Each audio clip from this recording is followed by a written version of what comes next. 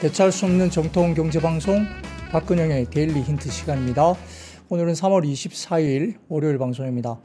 이번 주가 변동성 매크로 이슈들이 상당히 많습니다. 오늘은 국무총리 관련된 탄핵 이슈가 또는 결정이 났었고요. 등등 포함해서 이번 주가 상당히 좀 그렇고, 다음 주 4월 2일 미국의 관세 이슈도 지금 시장에서 기다리고 있는 이슈이기 때문에 다소 좀 이번 주에는 좀 이렇게 조심조심해서 시장이 조금 눈치 보기가 굉장히 좀 이루어지지 않을까라고 생각을 해볼 수 있습니다. 하루 종일 조금 재미가 없었던 하루였긴 합니다. RW로 등락폭이 그렇게 크지 않았고요. 종목별로도 그렇게 등락폭이 크지 않아서 아침에 어느 정도 시세가 형성된 이후에 아마 오후까지 그냥 거의 비슷하게 특정 종목 몇 개 빼고는 거의 비슷하게 그냥 유지가 되면서 사실은 상당히 좀 재미가 없는 하루였던 것 같습니다. 시장이 크게 빠지도 않았고 또 코스닥은 살짝 오르면서 약간 회복을 했지만 어쨌든 좀 이렇게 변동성이 별로 없었던 하루였기 때문에 좀 지루하게 느껴지는 하루가 아니었나 생각을 해볼 수 있겠습니다. 폴 마이너님, 코디 본인이 하시냐고 폴 마이너님이 물어보시는데, 아닙니다. 저는 그냥 집사람이 주는 대로 입습니다. 코디는 제가 하지 않습니다. 네. 자, 그러면 시장 동향 바로 이야기 넘어가도록 하죠. 코스피는 6.7포인트 하락 출발을 했습니다. 장 초반에 제대열과 줄기세포 관련주라든지 화재 등 재난, 안전 관련주, 공기청정기 관련주, 자동차, 미디어, 의료 AI, 면세점, 음반, 음원, 카지노, 화장품, 그리고 전선과 변압기, 석유화학, 방산 등 강세 출발입니다. 지난 주말 사이에 따뜻한 봄 날씨에 산불 이슈가 좀 많이 있었다고 보입니다. 그래서 화재나 안전재난, 그리고 공기청정기 이런 종목들이 섹터가 아침에 조금 강세를 보인 것은 주말 사이에 아까 말씀드렸던 산불 효과라 보기엔 좀 그렇고 어떤 산불 관련된 이슈가 좀 영향을 미친 것이 아닌가, 이런 생각을 해볼 수도 있겠습니다. 자, 미국 주식시장은 트럼프 관세 발언에 지속적인 흔들림을 보이고 있습니다. 다만 저가 매수가 유입되면서 강보합 마감을 했는데요. 이스라엘과 가자 지구의 분쟁이 지속됐고 하마스의 인질 석방 거부 시에 가자 지구 영토 일부 영구 점령 가능성이 시사되면서 약간 또 긴장감이 올라갔죠. 그래서 일부 방산주도 살짝 급등은 아닙니다만 움직이는 모습이 나타났고, 하나에이로스페이스가 오늘은 또 반등을 줬습니다. 트럼프 대통령이 4월 2일 발효되는 상호 관세에 대해서 유연성이 있을 것이다. There will be flexibility라는 단어를 썼습니다. 그런 표현을 썼죠. 그래서 이런 것들이 시장에는 다소 좀 호재가 됐고요. 일부 섹터, 특히 자동차 관련 섹터가 이 부분에 대해서 오늘은 긍정적으로 반응을 했다 볼 수 있습니다. 자, 마이크론은 호실적에도 불구하고 낸드 가격 부진에 마진 회복 속도 지연 우려 때문에 마이너스 8% 제법 급락을 했습니다. 엔비디아 제외한 M7은 또 상승세를 보였습니다. 자, 코스피는 외국인 반도체 순매수가 지속됐고 시총 상위 대형주 영향에 일단은 코스피가 오전에 상승세를 보이기도 했습니다. 방사는 유증 영향의 하락세를 보였지만 일부 한화 그룹들이 반등이 나왔고요. 외국인은 장중 매도에서 순매수 전환하면서 현물 6거래일 연속 순매수가 지속됐고, 다만 매수 규모는 대폭 축소되면서 오전 기준 외국인들은 현물 코스피 500억 정도 규모만 사는 모습이었습니다. 현대차, 기아가 나란히 상승세를 보였는데요. 오늘 부품주들도 꽤 괜찮았습니다. 트럼프 관세 발표 우려와 공매도 재개 관련된 이슈가 상존하고 있는데 미국 관세 우려 축소 영향에 오늘 자동차 부품주가 긍정적인 흐름이 나타났다 볼 수 있는 상황이고요. 자, 월스트리트 저널이 전날 보도자료에 따르면 4월 2일 반도체와 자동차 등 산업별 관세 부과 보류 가능성을 언급을 했습니다. 이건 좀 이따 제가 말씀을 드리겠고요. 자, 마이크론이 하락했습니다. 삼성전자 단기 과매수, 제가 지난번 금요일 방송에 전자가 일단 RSI 기준으로 단기 과매수 영역에 지난주 금요일 오버슈팅이 나왔다라고 말씀드렸기 때문에 일부 조금 경계 매물이나 기술적인 조정, 숨고르기가 나올 수 있다라고 한번 언급드린 적이 있는데, 아마 이 부분이 오늘은 일부 아까 말씀드렸던 단기 과매수 기술적인 어떤 영역에 진입한 여파로 전자가 좀 쉬었고요. 하이닉스는 장중에 약간 하락하는 모습도 보였습니다. 5거래일 연속 삼성전자 대량 순매수 이어갔던 외국인들이 오늘은 순매수를 보이기도 했지만 매수액이 대폭 축소됐고 하이닉스는 장중 순매도가 나오기도 했습니다. 유중 여파에 하락했던 방산 저가 매수세가 유입되기도 한 모습이었는데 외사에서 유중에도 불구하고 하나에이로스페이스 목표가 상향, 제가 금요일날 리포트를 말씀드렸던 것 같아요. 해외 쪽 외사 쪽에서 하나에어로스페이스를 유증에도 불구하고 오히려 목표 주가 상향 조정을 한 리포트가 나왔다라고 금요일 방송에 말씀드렸습니다. 더군다나 경영진이 자사주 매입을 했다는 것도 긍정적인 센티를 준 것 같고요.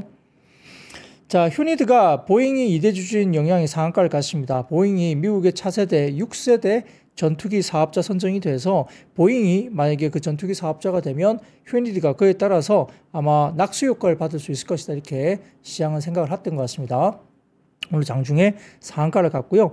25일 알래스카 주의사 방한 일정에 세론이 됐습니다. 차익 실현 매물 출회됐고 LNG 프로젝트 논의 내용 확인할 필요가 있는데 지난번에 말씀드렸지만 LNG 관련된 기대감으로와 관련된 종목들이 꽤 많이 올랐습니다만 LNG 프로젝트가 워낙 장기 프로젝트에다가 한 5, 6년 정도 뒤에 실질적으로 LNG가 운반되는 그런 시점이 온다고 보면 만약에 정권이 바뀌게 됐을 때 이 LNG 관련된 프로젝트가 실질적으로 긍정적인 효과가 나타날 수 있을까? 정권 바뀌면 이게 실질적으로 무마가 된다, 무산이 된다. 이런 리스크가 있다는 이야기가 꽤 많이 나왔고요. 더군다나 천문학적인 돈이 들어가기 때문에 이것을 과연 뭐 이런 리스크를 가지고 뭐 어느 정도 돈을 누가 투자할 수 있을까 이런 관련된 LNG 프로젝트에 대한 장기성 이런 것에 대해서 다소 좀 부정적이고 리스크 관련된 언급들이 분석들이 나왔다. 제가 지난번 말씀드린 적이 있습니다. 주가는 이미 이것을 기대감으로 반영을 하면서 올랐는데 이 리스크 관련된 이슈가 나오다 보니까 더 조금 차익 실현도 나오고 있다. 이렇게 볼 수도 있겠죠.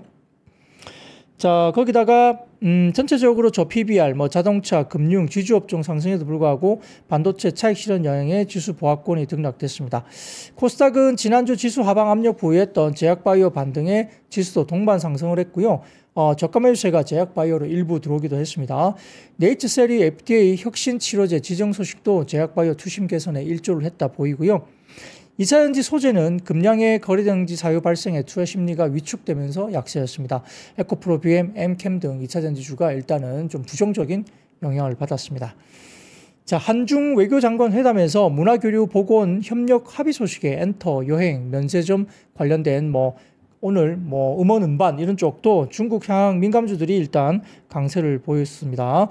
아마 에이펙 회담에 아마 하반기에 시총리가 일단 올 수 있다, 시주석이 올 수 있다, 이런 이야기가 나오고 있는데, 아무튼 그런 부분에서 약간 뭔가 교류를 트는 것이 아니냐, 이렇게 나오는 것 같고, 무비자 입국 같은 경우도 한국에서 또 중국에 좀 열어주는 그런 발표가 있었기 때문에, 그와 관련해서 좀 긍정적인 서로의 어떤 센티가 교류되고 있다, 이렇게 보입니다. 자, 국내 증시는 대내외 이슈에 관망세를 보이면서 지수 변동폭이 그렇게 크지 않은 하루였습니다. 오전 10시 전후로 한덕수 국무총리 탄핵 소추안 기각 소식이 전해지면서 외국인 순매수 전환하기도 했고 기관도 매도폭을 줄이면서 코스피가 한때 상승 전환을 시도하기도 했습니다. 국내 정치 리스크가 일부 해소될 것이라는 기대감이 유입되긴 했지만 원달러 환율은 오히려 원화 약세로 접어들기 시작했죠. 그래서 가장 큰 화두인 윤석열 대통령의 탄핵 심판 일정이 또 여전히 정해지지 않고 있고 26일에 이재명 대표의 선거법 위반 항소심 판결이 또 예정되어 있기 때문에 정치적인 불확실성이 여전히 상존해 있다라고 볼 수 있겠습니다. 달러 원환율은 오히려 탄핵 기각, 그러니까 한덕수 국무총리 탄핵 기각 이후로 전후로 상승을 했습니다. 원화 약세 흐름을 보이면서 증시와는 또 상반된 흐름을 나타내서 증시도 여기에 따라 상승 탄력이 제한됐고 코스피는 다시 약보합세로 돌아서는 모습을 보였습니다. 자동차 업종이 특히 강세였습니다. 백악관이 4월 2일 부과 예정이었던 관세 범위를 축소할 것으로 전망된다는 보도와 함께 현대차와 기아의 2월까지 누적 미국 판매량이 2,930만 대 돌파 소식이 전해졌고요. 연간 3,000만 대 돌파는 충분히 가능하다 평가가 나왔습니다.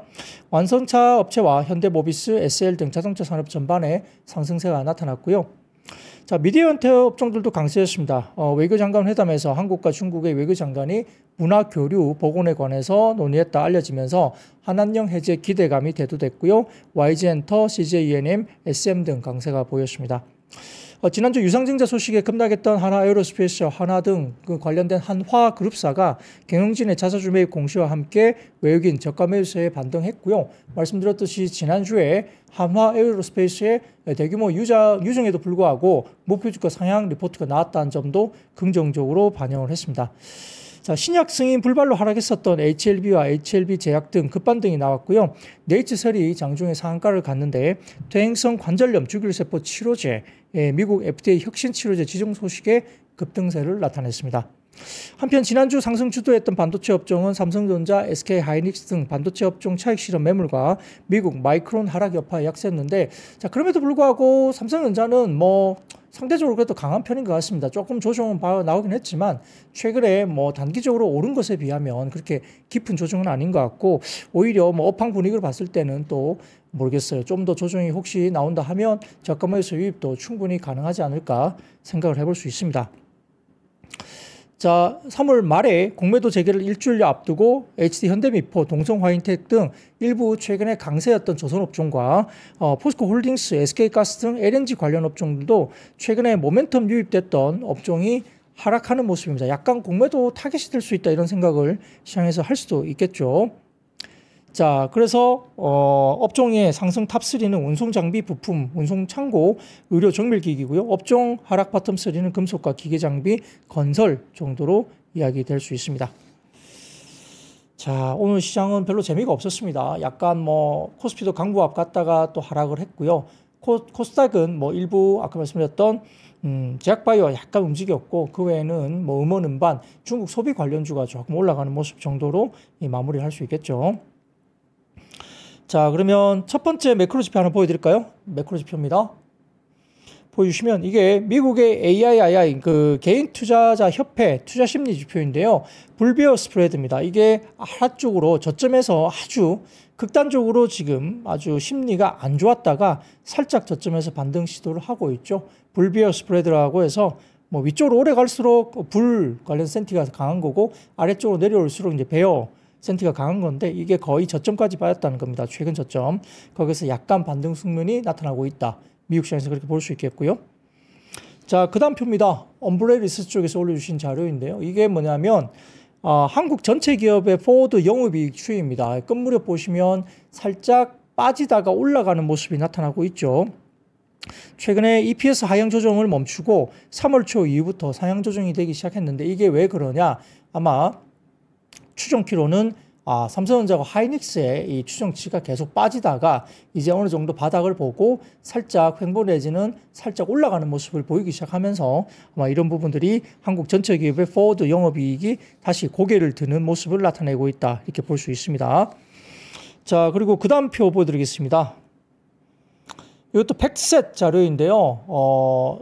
여기 보시면 체크된 게 코리아죠. 빨갛게 체크 이렇게 되어 있는 게 코리아인데, 이 보시면은, 자, 이게 아까 좀 전에 보여드렸던 12개월 포워드 영업이익 추이가 굉장히 좋았었는데, EPS 관련된 리비전 관련해서 보시면 상당히 좋습니다. 덕분에 지금 EM, 그러니까 이제 신흥국 국내에서 한국의 이익 모멘텀이 상당히 이 상위권으로 올라와 있습니다. 지금 25년, 26년 이익 모멘텀을 봤을 때 약간 초록색으로 보이는 이쪽이 플러스권으로 나와 있는 거고요. 나머지는 뭐 마이너스권으로 꽤 깊게 나오고 있는데, 25년, 26년 봤을 때는 상당히 지금 EM 내에서도 상당히 높은 이익 모멘텀 상위권으로 지금 올라와 있다. 이 부분에서 외국인들이 봤을 때 한국 시장의 매력도가 EM 내에서 상당히 올라갈 가능성도 이런 부분에서는 있다라고 볼 수 있겠죠. 그래서 아마 반도체 쪽으로 어느 정도 시장을 산다면 또 삼성전자를 살 것이고, 반도체 쪽을 좀 더 좋게 본다면 전자나 하이닉스 중심으로 한번 시장에서 좀 더 외국인이 유입되지 않을까, 이런 생각을 좀 해볼 수 있는 그런 지표가 아닌가 생각이 듭니다. 자, 매크로 지표 이런 것들을 중심으로 지금 한국 시장이 그래도 상대적으로 미국 시장보다는, 그리고 뭐 최근에 뭐 항생 지수라든지 독일 지수가 굉장히 좋았는데, 한국 시장과 항생 독일 지수과의 어떤 갭이 역사적으로 가장 크게 괴리가 벌어져 있습니다. 그래서 한국 시장이 이런 항생 지수와 독일 지수가 꽤 많이 올랐기 때문에 그러한 수급들이 약간 또 이게 수급이 약간 뭐 더 빠져나오면서 한국 시장, EM 시장을 봤을 때 한국이 상당히 이 EPS나 이익 조정치가 아주 매력적인 구간이다, 이게 봤을 때는 한국을 좀 더 살 수도 있다, 이렇게 본다면 좀 탄탄하게 시장이 좀 가지 않을까. 그래서 시장이 좀 더 고점을 높이는 그런 모습으로 갈 가능성도 있다라고 평가를 할 수도 있겠죠. 근데 워낙 지금 매크로 관련된 변수들, 뭐 특히 정치적 불확실성, 국내 정치적 불확실성과 4월 2일 날 예상되고 있는 관세, 미국의 트럼프 대통령 관세, 이 부분이 정점에 달할 가능성도 있기 때문에 그 전까지 한 일주일 정도가 상당히 조금은 눈치를 보는 그런 한 주가 될 수도 있다는 생각도 조심스럽게 해볼 수 있습니다. 자, 그런 것도 중심으로 매크로 이야기를 좀 드렸고요. 자, 그러면 섹터 관련 이야기를 좀 드려보도록 하죠. 자, 첫 번째 일부 반도체입니다. 오늘은 좀 쉬어가는 모습이었는데 아까 말씀드렸듯이 삼성전자가 지난주 금요일 날 기술적인 부분에서 RSI 75를 넘어가면서 살짝 과매수 권역에 들어왔죠. 그래서 뭐 쉬어가거나 조정이 살짝 나오거나 그럴 가능성이 있다라고 언급을 드렸었고요. 오늘은 반도체 소부장 일부와 또 하이닉스, 삼성전자 조금 밀렸습니다. 자, 뉴욕 증시 마감 후에 현지 시간 20일 마이크론 테크놀로지가 시장 예상치를 상회하는 실적을 발표는 했지만 이익률과 향후 수익 전망에 대한 우려가 부각되면서 아마 여러 가지 부분에서 지난 분기 이익률이 조정 기준 37.9%로 발표를 했는데 월가 예상치 38.4%를 밑도는 수준으로 봤고요. 현 분기 예상 이익률은 이보다 낮은 36.5%로 기대에 좀 못 미쳤다라고 분석을 받았습니다. 여기에 따라 마이크론 테크놀로지 주가는 21일 날 8% 넘게 급락을 했습니다. CFRA 리서치 분석가 안젤로 지노는 마이크론의 25년 회계연도 수익 추정치를 주당 7.39달러에서 6.39달러로 26년 회계연도 수익 추정치는 11.4달러에서 10.98달러로 각각 하향 조정을 했습니다. 이에 따라 마이크론이 다소 좀 아쉬운 주가 수익률이 이렇게 나타나고 있는 상황이고요. 여기에 따라 오늘 국내 반도체 섹터가 살짝 밀리는 모습을 나타냈다 이렇게 볼 수도 있습니다. 자, 여기에 대해서 삼성증권에서 오늘 관련된 코멘트를 올렸는데요. 마이크론 주가 왜 빠졌을까라고 이제 삼성증권이 장중에 코멘트 리포트를 냈습니다.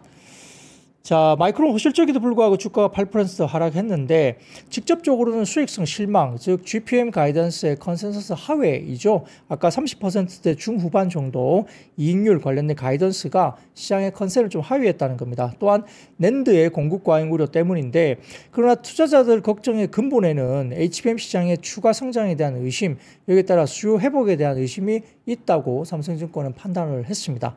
수요 우려와 공급 조절이라고 있는데 HBM이 이제 상수가 되고 있고요. 이미 올해 공급 물량이 정해져 있기 때문에 좋은 쪽이든 안 좋은 쪽이든 당분간 HBM이 주가에 미치는 영향은 낮아졌습니다. 왜냐하면 올해 물량은 다 완판이 됐고 정해져 있죠.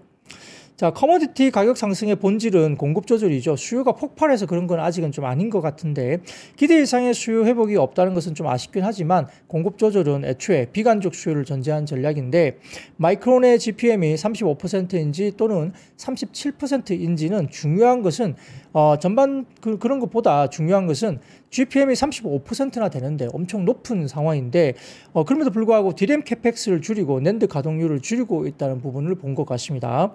그러니까 GPM이 30% 중후반까지 나오는데 왜 가동률을 줄이나 뭐 이런 이야기를 하는 거예요.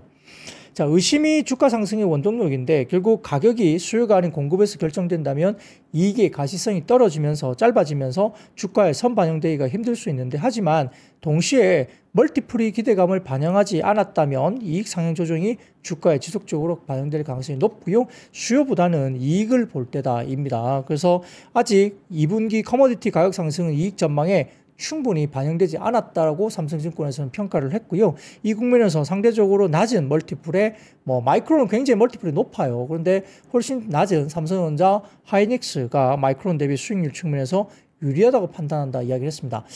지난주에 SK 하이닉스 조금 주춤했지만 삼성전자는 꽤 지난주에 올랐는데 삼성전자가 주가가 오르긴 했지만 PBR 1배 수준입니다. 역사적으로 삼성전자의 PBR 평균 중간가 PBR은 1.4배고요. 아마 거의 1배 후반, 2배 가까이 PBR로 주가가 올랐던 적이 있는데 지금 1배라면 역사적인 평균 PBR 1.4배까지만 오른다 하더라도 40%는 더 올라야 되거든요. 삼성전자가. 그러니까 평균 PBR 기준이죠. 거기까지만 가더라도 40%가 남아있는 겁니다. 그러면 지금 6만 원 선 정도가 거래되고 있는데 40%의 상승폭도 충분히 고려할 수 있다는 이야기를 할 수 있는 겁니다.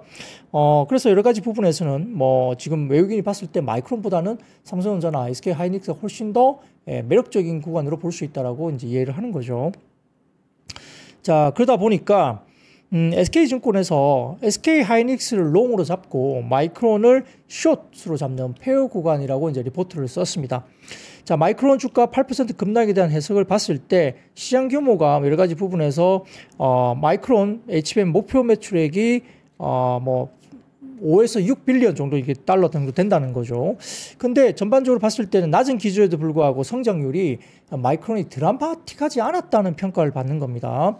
그리고 HBM3 마진 제고 여력에 대한 의구심이 좀 있다고 보는데 마이크론 HBM3 8단은 GB200 그리고 12단은 GB300향인데 현재 HBM 주력 8단의 공정 난이도 높은 12단 하반기 주력화가 되고 있는데 역시 마진 제고 여력 검증이 필요하다. 약간 뭐 수율이라든지 여러 가지 부분을 좀 봐야 된다는 이야기겠죠.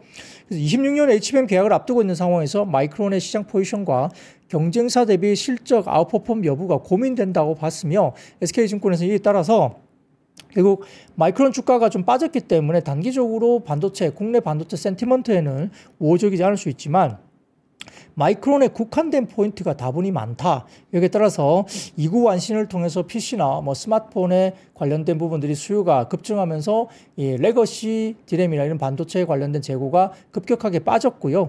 관세 인상 대비 풀인 수요가 그러니까 미리 좀 재고를 쌓아 놓으려고 하는 그런 수요가 좀 더 메모리 출하 반등과 재고 하락을 견인할 것으로 본다는 겁니다. 제한적 투자 속에 AI 투자 강세 지속에 따라서 결국은 HBM과 D5 선단 공정 수급 요건 단계 해소가 어렵기 때문에 그쪽으로 좀 쏠리다 보니까 레거시 제품도 역시 공급량을 많이 늘리기가 좀 어렵기 때문에 가격이 올라갈 수 있다. 이런 말을 하는 거죠.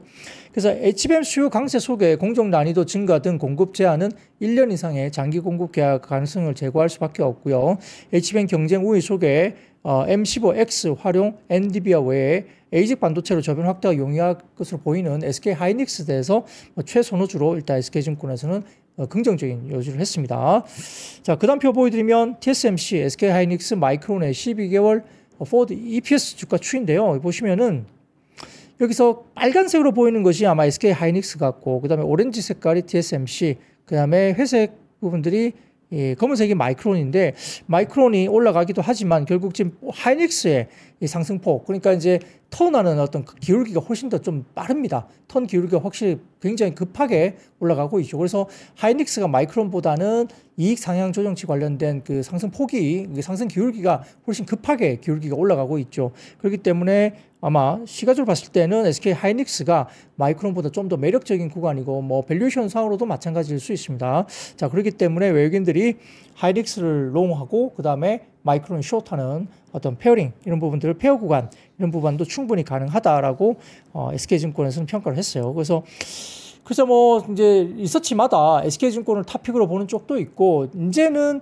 삼성전자 쪽을 좀 더 민감도 있게 좀 더 주가가 올라간다고 한다면 전자가 좀 더 좋을 거야라고 말하는 쪽도 있습니다. 뭐 리서치에 따라서 약간 견해가 약간 다르긴 한데 국내 반도체 업계에 대한 긍정적인 시각은 여전히 같이 나오고 있다. 그래서 전체적으로 반도체에 대한 부분들이 또 2분기 IT 중심으로 좀 더 시장을 끌고 나갈 수 있는 뭐 주도 섹터로 좀 더 앞으로 나갈 수 있지 않을까 그런 생각들을 좀 더 하는 것 같아요. 그래서 전자가 더 좋으냐 하이닉스가 더 좋으냐 이런 걸 많이 물어보실 수 있는데 말씀드린 대로 일부 밸류에이션 매력도로 본다면 또 레거시 제품에 대한 가격 상승을 이번에 주가 상승의 원인으로 본다면 오히려 주가 상승의 민감도는 삼성전자가 더 높다 이런 말도 꽤 하는 리포트가 있습니다. 그런 것도 참고를 해보시면 될 것 같고 말씀드린 대로 SK 하이닉스가 나쁘다는 이야기는 아닙니다. 하이닉스도 긍정적이라는 평가를 동시에 받고는 있습니다.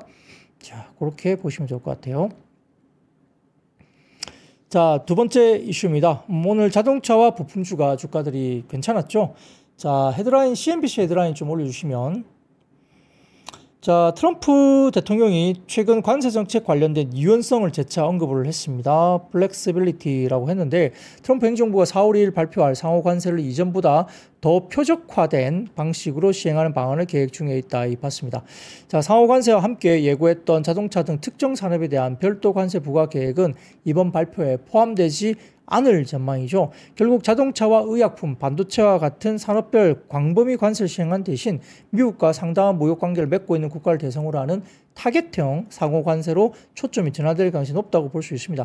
아무래도 지금 이 관세 부분에서 자동차 부분은 관세를 때리게 되면 오히려 GM이 가장 큰 피해를 입게 되고 자국 산업이 좀 더 힘겹게 타격을 크게 받을 것이라고 분석이 나오고 있기 때문에 이 부분을 좀 이렇게 고려하지 않을 수가 없다고 보겠죠. 자, 언론에 따르면 현대차, 기아가 미국 시장에서 꾸준한 성장을 이어가면서 올해 안에 누적 판매 3천만 대를 또 달성할 것이라고 전망을 하고 있는 것도 긍정적으로 평가를 했습니다. 자, 그 다음 표 하나 보여드릴게요. 현대차 그룹의 미국 판매량입니다. 보시면 꾸준하게 형성이 되고 있습니다. 꽤 많이 올라가고 있는 모습인데 자, 현대차 기아는 1986년 미국 시장에서 판매를 시작한 이후에 지난 2월까지 누적 판매 2,930만 3,995대를 기록했고요. 현대차가 1,711만 6,065대, 기아가 1,218만 7,930대 합한 성과입니다. 지난해 현대차 91만 1,805대, 그리고 기아가 79만 6,488대로 양사 모두 미국에서 역대 최다 판매를 달성해서 현대차 기아는 미국 시장에서 GM, 토요타, 포드에 이어서 2년 연속 4위를 차지했고요. 현대차 기아는 미국 시장에서 이러한 판매 호조를 이어가면서 높은 상품성, 유연한 생산체제로 시장 내 입지를 더욱 강화하면서 올해 미국 시장에서 누적 판매 3천만 대를 넘길 것으로 시장 보고 있습니다. 자, 여기에 대해서 DB금융투자는 리포트를 냈는데요. 자동차 산업에 대해서 중소형주는 아웃퍼폼할 수 있는 시기가 아닌가라고 긍정적인 리포트를 냈습니다. 결국 중소형주, 부품주가 됐든 완성차 큰 종목보다는 부품주가 좀 더 아웃퍼폼을 할 수 있다 이렇게 리포트를 썼는데, 특히 자동차 산업 내에서는 통상적으로 대형주의 주가 흐름이 유의미하게 나타나지 않을 때 오히려 중소형주의 주가 흐름이 양호한 경향을 보였다. 최근 DB금융투자가 이렇게 여러 업체들 탐방을 다녀본 결과 이 부품업체들의 긍정적인 변화들을 많이 체감하고 있다라고 이제 분석 자료를 냈죠. 아울러서 부품사 티어 1인 HL만도와 한원 시스템이 과거 11년부터 14년도부터 현재까지 글로벌 EV 업체양 그리고 독일 3사양 비중을 50%까지 늘려온 것처럼 제품과 지역, 고객사 다변화를 통해서 고마진 수요 기회를 계속 모색하는 업체들이 눈에 띄게 늘고 있다라고 분석을 했습니다. 자, 거기다가 공매도 재개가 되겠지만은 워낙 낮은 밸류에이션 때문에 자동차 섹터는 상당히 좀 밸류에이션 부담감이 낮아서 유리한 상황이다라고 분석도 할 수 있겠죠. 자, 공매도가 시작되면 일부 섹터는 상당히 좀 부담스럽겠지만 일부는 공매도가 시작되면서 또 패시브 자금이나 또 들어오는 롱 자금도 들어오게 돼 있거든요. 그렇기 때문에 오히려 너무 싸거나 밸류가 상당히 좋고 성장성이 있고 이런 섹터들은 오히려 롱 자금이 매수가 들어올 수 있다는 점도 긍정적으로 또 영향을 미칠 수가 있겠습니다. 자, 그래서 현대차, 기아, 만도, 모비스, 위아, 포메탈, 화신, S&T 모티브, 성우 하이텍 등 자동차 대표주들 그리고 부품주들이 올라왔습니다. 자, 여기에 대해서 삼성증권에서 자동차 결국 관세 제외 가능성이 있다라고 이야기를 했고요. GM 포드를 살리기 위한 조치가 되지 않을까라고 삼성증권에서 또다시 리포트를 썼습니다. 월스트리트 저널에 따르면 4월 2일 발표된 미국의 상호 관세 조치에서 이 자동차와 반도체, 의약품이 제외될 가능성이 높은데 결국 자국의 자동차 업체 보호 때문이다라고 추정이 됩니다. GM과 포드가 멕시코나 한국 생산 의존도가 현대차, 기아보다 높기 때문에 관세 부과 시에 GM과 포드는 회복할 수 없는 타격을 입게 되는 상당히 치명적일 가능성이 높다는 점에서 관세 부과를 자동차에 대해서 강하게 하기가 어렵다는 배경이죠. 자, 2월 초 이후에 관세 선정에 대한 우려가 유독 한국 자동차 업종에만 집중되어 왔기 때문에 관세 제외 가능성으로 현대기아를 비롯한 업종 전반의 주가 강한 회복세를 기록 중에 있는 것으로 보인다라고 삼성증권 이야기를 했고요. 결국 관세 우려에서 벗어나면 현대차와 GM의 공동생산 차종 발표라든지 기아의 CEO 인베스터 데이라든지 보스턴 다이나믹스 기술 발전과 그다음에 상장 관련된 기대감 이런 것도 있고요. 도요타와의 공동 소싱 등 강한 모멘텀이 또 대기하고 있다고 평가를 했습니다. 자, 그래서 결국은 GM과 포드는 멕시코에서 완성차 수입뿐만 아니라 많은 부품을 또 수입을 하는데 GM은 한국에서도 연간 40만 대 규모의 소형 SUV를 수입을 합니다. 관세 부과에도 미국 내 소형 SUV 생산할 공장이 부재하고요. 25% 관세 부과 시에는 적자 전환 가능성도 높다고 보입니다. 현대차, 기아는 미국 현지 생산 비중이 또 경쟁사 대비 낮다는 이유로 주가가 가장 부진했었는데 현대차, 기아가 지금 관세 부과 시에 이익은 감소하지만 여전히 경쟁사 대비 높은 영업이익을 유지할 가능성이 높고요. 여기에 따라서 결국은 현대차와 GM의 공동생산 차종 발표가 예정되어 있는데 전기밴 2개 차종과 GM은 픽업 트럭을 공유하고 있고요. 현대모비스의 전동화 부품 공장 가동률도 향상될 가능성이 높고 SL의 램프 공장 가동률도 향상 예상이 됩니다. 그러니까 SL과 모비스가 긍정적인 이야기를 하는 것 같고요. 더군다나 기아의 CEO 인베스트 데이도 있는데 4월 9일 개최됩니다. 전기차 중심의 신차, 자율주행 등 기술 로드맵도 공유가 시장에 될 것이다 봤습니다. 자, 로보틱스 기술 공유도 있는데 최근 보스턴 다이나믹스 기술 동영상 공유가 활발해지고 있는데 자, 현대모비스는 액추에이터를 지금 개발 중에 있다고 보기 때문에 이런 로봇 관련된 것도 모비스가 수혜주로 언급이 되겠죠. 또 도요타와의 공동 소싱도 있는데 GM에 이어서 도요타와도 공동 소싱을 논의하면서 약간 효율화, 뭐 이런 부품 조달에 대한 비용 효율화, 합리화, 뭐 이런 것들이 될 수 있기 때문에 뭐 긍정적이지 않느냐 이런 이야기를 하고 있는 것 같아요. 자, 그런 것도 중심으로 오늘 현대차, 기아 그리고 부품 업종들이 강세를 보였다 이렇게 볼 수도 있겠습니다. 오랜만에 오늘 뭐 자동차 섹터가 좀 올랐어요. 자, 오늘 뭐 지금 파랑새님이 미장 선물 폭등이라고 나오는데 아마 말씀 주시는 게 아까 말씀드린 대로 아마 4, 5일 관세가 일부 조금은 완화되는 쪽으로 이제 발표가 났기 때문에 플렉서빌리티, 유연성을 가지고 관세에 적용하겠다. 이 이야기가 오늘 미국 선물 시장에 반영되고 있다. 이런 식으로 분석은 됩니다. 자, 세 번째 이슈입니다. 중국의 한한령 해제 기대감 지속 속에 중국 소비 관련주가 오늘 반등세를 보였습니다. 외교부에 따르면 조태열 외교부 장관과 왕이 중국 외교부장이 일본 도쿄에서 한중일 외교장관 회의 참석을 계기로 50분간 양자회담을 벌이면서 양국 현안에 대한 의견을 교환했습니다. 아마 이런 부분들이 결국 한한령 해제 기대감이 또 지속되고 있는 모멘텀으로 이야기되고 있고요. 자, 특히 이제 대신증권은 또 보고서를 통해서 한중 외교회담에서 중국 왕이 외교부장은 한국 정세와 관계없이 설린 우호 관계를 견제하겠다는 입장을 발표했다고 보이면서 한한령 해제에 대해서도 긍정적으로 언급을 했고요. 차주에 이번 주에 엔터 업종의 양호한 주가 흐름이 예상된다고 대신증권은 분석 자료를 냈습니다. 자, 여기에 따라 음원, 음반이라든지 그다음에 웹툰이라든지 그다음에 일부 미디어 업종 이런 영상 콘텐츠 그리고 여행과 카지노 관련주 그리고 면세점 이런 쪽도 주가들이 올라왔다 볼 수도 있습니다. 자, 그 다음 표를 보여드리겠습니다. 한한령 해제 관련 정부 간 교류와 그 다음에 한한령 해제 관련 민간기업 활동인데요. 이게 미래에셋증권의 자료입니다. 글씨가 너무 작아서 잘 안 보이실 것 같기도 한데 표는 이렇습니다. 하여튼 24년 11월 4일에 중국이 한국에 무비자 입국 허용을 했고요.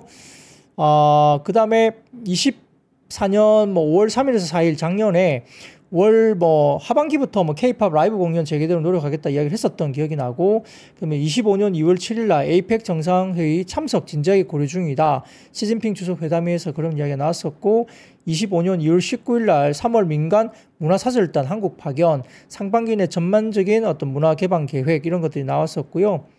또 그리고 K-팝 가수 등이 중국 공연을 신청하면 과거와 달리 풀어주고 결국에는 다 개방되도록 할 가능성이 있다라고 이제 2월 달에 언급들이 나왔었고요. 그 외에도 3월 달에 거의 모르겠어요. 한중이 이야기를 굉장히 진지하게 최근에 이야기를 나누고 있다 이런 이야기 나옵니다. 그리고 아래쪽 보시면 한한령 해제 관련 민간기업 활동도 나옵니다. 이 보시면은 2021년 5월부터 쭉 나오는데 25년 3월 23일 날 이재용 삼성전자 회장이 23년 중국 발전 포럼 참석 이후에 2년 만에 또 참석을 하는 거죠. 중국의 회의에 또 이재용 회장이 참석을 한다고 알려져 있습니다. 그리고 삼성전자가 샤오미하고 또 미팅을 했습니다. 아마 전기차 관련된 협업 이런 이야기를 삼성전자가 샤오미하고 또 미팅을 한다는 이야기 나오면서 다소 좀 뭔가 교류를 하는 듯한 느낌을 많이 주고 있습니다. 자, 여기에 대해서 미래에셋증권이 결국은 에이펙, 그러니까 국내 외교 관계자가 시진핑 주석의 에이펙 정상회의 참석을 확실시하는 발언을 하기도 했다 이렇게 평가를 하면서 3월 중국 문화사절단 방문이 예정되어 있는데, 그렇다면 이번 주에는 와야 되는데요. 실제로 또 안 오면 또 실망감이 있을 것 같습니다. 3월 20일 중국 단체 관광객에 대한 무비자 입국 허용이 시기를 앞두고 일어난 것은 의미가 있다라고 미래에셋증권에서는 평가를 했고요. 그리고 SM과 CJ ENM이 수혜를 가장 크게 받을 것으로 이제 미래에셋증권에서는 평가를 하는 코멘트를 냈습니다. 거기에 대해서 아마 중국 관련된 이슈가 결국 SM이 텐센트 뮤직 엔터테인먼트와 협력 관계가 있는 것으로 파악되는데, 이게 DOU도 관련돼 있고요. SM이 DOU 관련된 또 지분을 추가 취득한다는 점에서 긍정적으로 2분기부터 DOU 실적이 이제 SM 쪽으로 잡힌다는 거죠. 그리고 CJ ENM 같은 경우는 보이즈 플래닛 프로젝트 통해서 한국과 중국 보이그룹 동시 대비하는 또 모멘텀도 갖고 있다 이렇게 이야기를 하고 있습니다. 자, 거기다가 주말 사이에 중국의 소비 관련된 중국 정부의 발표가 있었는데요.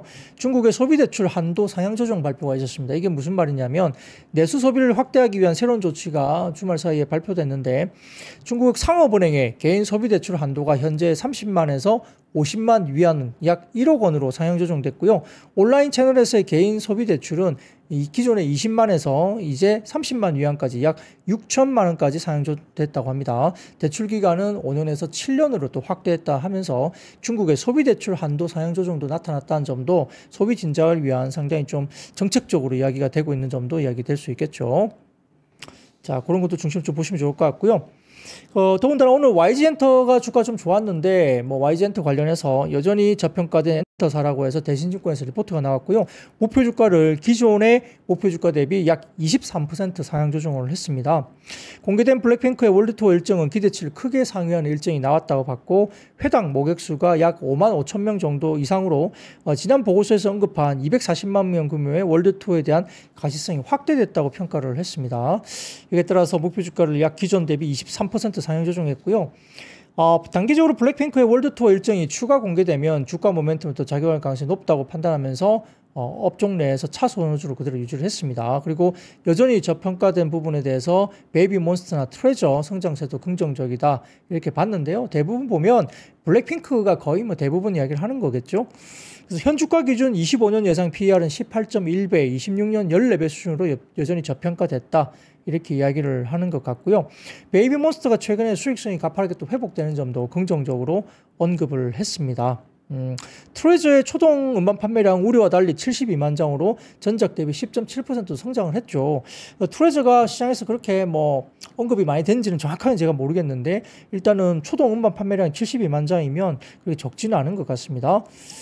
자, 그래서 뭐 숫자보다 내용이 더 좋았던 지난 4분기 실적도 있었고요. 뭐 4분기 실적도 컨센을 상회하는 호실적을 기록을 했었고 4분기 베이비몬스터 정규 앨범 발매 후에 6개의 뮤직비디오 발표가 되면서 영업 적자가 예상됐지만 팝업 스토어 흥행이라든지 음원봉 출시로 뭐 여러 가지 수익성 개선된 영향도 있다 보는 거고요. 신인급 아티스트 투자 구간에서 수익화 구간으로 전환된 시기이기 때문에 베이비몬스터의 수익화가 뭐 긍정적으로 작용하는 구간으로 또 본 것 같습니다. 결국 뭐 그럼에도 불구하고 뭐 블랙핑크가 역시 가장 크게 영향을 주고 있다 보시면 될 것 같습니다. 자, 그리고 뭐 이거는 오늘 이제 중국 소비주 관련주가 있었는데 오늘 뭐 주가가 그렇게 많이 오른 건 아니었지만 최근에 뭐 파마 리서치나 여러 뭐 섹터들 의료기기나 이런 것들인데 그 다음 표를 보여드릴게요. 다울투자증권 자료입니다. 좀 같이 관심을 가져보자 입장에서 한번 가져와 봤는데 다우투자증권에서 의료기기 관련해서 중국 인바운드와 공매도 모두 수혜라고 이제 언급을 한 리포트가 나왔습니다. 중국의 한한령 해제와 3분기 단체 관광 비자 면제 기대를 가지고 의료기기 쪽을 보자입니다. 그래서 이런 부분들 때문에 25년 중국 인바운드 관광객이 확대될 것으로 보는 거죠. 위쪽에 보시면 실성 같은 경우는 국내 의료기기 업종의 외국인 지분율 추이인데 최근에 지분율이 바닥에서 꽤 올라가는 것들이 보시면 클래시스가 갈색으로 보이는 클래시스가 꽤 올라가고 있고요. 검은색 휴젤은 약간 빠지고 있습니다. 최근에 살짝 빠지다가 살짝 고개를 드는 부분이고 이 갈색을 보시면은 20년부터 쭉 해가지고 클래시스가 꽤 올라오고 있죠. 그리고 아래쪽에 보시면은 아마 뭐 고용이라든지 뭐 파마 리서치 이런 것들이 좀 올라오는 모습이 보인다 볼 수 있겠고 메디톡스나 이런 쪽은 조금 밀리는 분위기인 것 같아요. 아이센스도 조금 밀리는 분위기고요. 아래쪽에서 보시면 파마 리서치가 24년 이후로 꽤 올라오는 모습이 이제 수급 쪽으로 외국인 수급이 보인다 이렇게 볼 수 있습니다.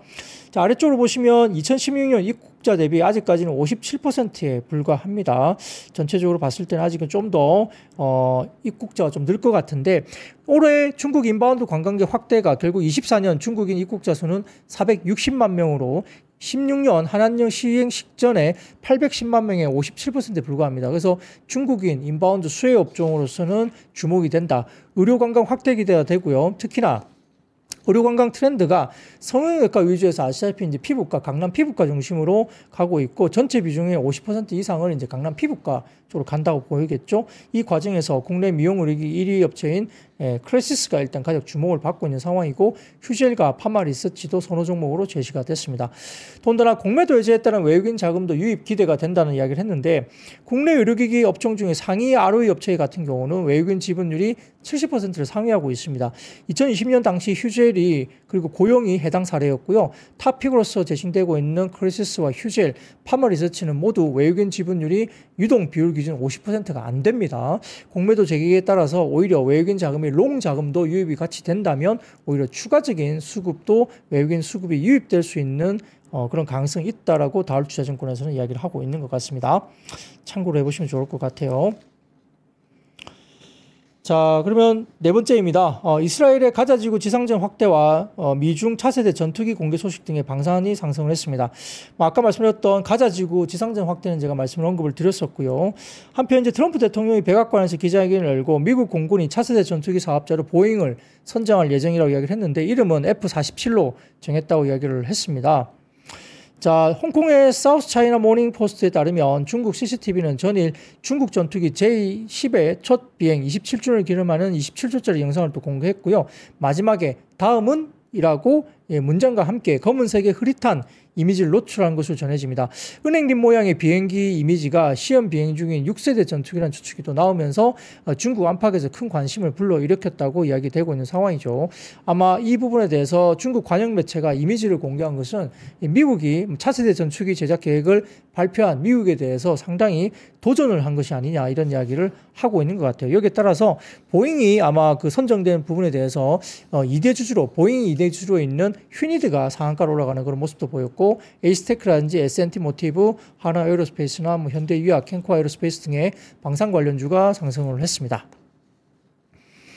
자, 그러면 방산 관련해서 그 다음 표를 보여드리겠습니다. 이게 골드만삭스 관련해서 라이즈 오브 디펜스라는 리포트에서 발췌한 건데 엄브렐라 리서치 쪽에서 올려주신 자료 일부 발췌를 제가 해봤습니다.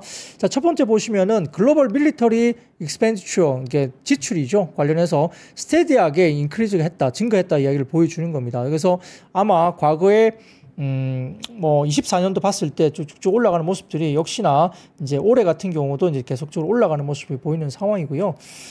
기본적으로 24년에도 이렇게 유럽 쪽이나 아시아 쪽으로 이야기하면서 돈들을 많이 예산을 쓰고 있다 이야기하는 것 같고요. 국방 관련 예산이 증가되고 있는 모습 보이고 있죠. 자, 그 다음 표 보여드리면 글로벌 밀리터리 익스펜조가 이제 23년, 24년 관련해서 GDP 대비 2.35에서 2.4% 정도 올라가고 있는 모습이 보이는데 결국 이게 아마 24년도부터 좀 더 올라가는 모습적으로 기본적으로 에버리지 1992년부터 23년까지 2.3이었습니다. 자, PD님 그 다음 표 보여주세요. 그 다음 표 보여주시면 요겁니다. 1992년부터 23년까지 GDP 대비 2.3%가 에버리지였는데 지금 23년부터 24년까지 넘어가면서 2.35에서 2.4%까지 올라갔죠. 과거에 1960년도에서 93년도까지는 평균이 4.4%까지 국방 예산을 썼다는 겁니다. 그래서 이제 고개를 들고 올라가는 모습이고요. 자, 그 다음 표 보여주시면 러시아와 우크라이나 관련된 이슈가 불거진 이후에 지금 에어로스페이스와 디펜스 쪽의 펀드가 2020년 이후로 상당히 많이 늘고 있죠. 플로우와 AUM 관련해서 US 달러 기준으로 이렇게 올라가는 모습이 보입니다. 그래서 아마 우크라이나 러시아 전쟁 이후로 이 방산 관련된 쪽에 금액들이 상당히 많이 늘어나고 있고 플로우가 들어오고 있다 이렇게 보이는 것 같고요. 자, 그 다음 표 보여드리면 자, 그래서 한국에 관련된 종목들이 상대적으로 싸다는 거예요. 왼쪽 보시면 26년 PER인데 아마 중국 관련된 방산 관련주가 29배, 한국이 23배, 인디아가 30배 정도 되는 것 같고요. 그 다음에 포워드 PER 관련해서도 마찬가지로 EPS 그로스도 26년 EPS 그로스가 26% 한국 방산이 상승을 하는데 차이나 25%, 인디아 23% 정도 수준이고요. PEG 개념에서도 한국의 관련 종목들이 PEG가 0.9배로 저평가되어 있습니다. 타사들은 1.2배, 1.3배로 글로벌 피어들은 상당히 높게 형성되어 있죠. 그리고 난코어 디펜스 서프라이어스 같은 경우도 한국 같은 경우도 PER이 11배로 상당히 싸고요. 등등 포함해서 26년 EPS 그로스와 25년 PEG 개념 밸류에이션도 상대적으로 싸다라고 이제 평가를 받고 있는 겁니다. 자, 그리고 마지막 표 보여드리겠습니다. 마지막 표 보여드리면 포워드 12개월 EPS 디펜스 관련해서 이제 쭉쭉 나오는데 아마 한국 쪽의 EPS가 더 많이 올라가고 있는 모습이 보이죠. 그래서 아마 그 방산업체의 매력도가 상당히 높은데 관련해서 한국 업체들의 이 부분의 실적 흐름들이 EPS 증가율이 상당히 높게 형성되고 있습니다. 방산 관련주들의 12개월 선행 EPS 증가율이 약 16% 정도 나타나고 있다 이렇게 보이는 상황입니다. 실적 측면에서는 방산주가 펀더멘털 탄탄하고요. 한국 기업은 44% 정도 이렇게 개선이 아주 높은 개선폭을 보이고 있고 무기 수출 증가와 관련된 기대감이 실적으로 반영될 수 있다는 점에서 방산을 좀 긍정적으로 보자라고 여전히 골드만삭스가 리포트를 했습니다. 다만 최근에 이제 공매도가 다가오면서 조선, 방산 이렇게 최근에 좀 올라온 종목에 대해서 약간 좀 경계하는 이슈들이 있기 때문에 이게 단기로 약간 공매도 관련된 경계를 좀 하는 것이 아니냐 수급적으로 이렇게 볼 수도 있겠습니다. 자, 시간이 거의 다 된 관계로 마지막 간단하게 미국이 중국의 선박 수출로 부과 관련된 공청회 대기 속에 반사의 기대감이 이야기되면서 오늘 해운 업종들이 반짝 상승했다는 점, 특히 STX 그린 로지스나 이런 종목들이 반짝 상승했다는 점도 역시 미국 항구에 들어가는 중국 선사에 대해서 여러 가지 수수료를 부과하는 방안이 추진되면 한국 업체가 반사이익을 얻는다. 이런 관점에서 아까 말씀드렸던 물류, 해운 종목 관련해서 주가들이 긍정적으로 움직였다. 여기까지 정리를 해드리겠습니다. 자, 오늘 준비한 얘기는 여기까지입니다. 내일도 웃으면서 상승하는 장을 놓고 내일 찾아뵙겠습니다. 여러분 아시죠? I see you.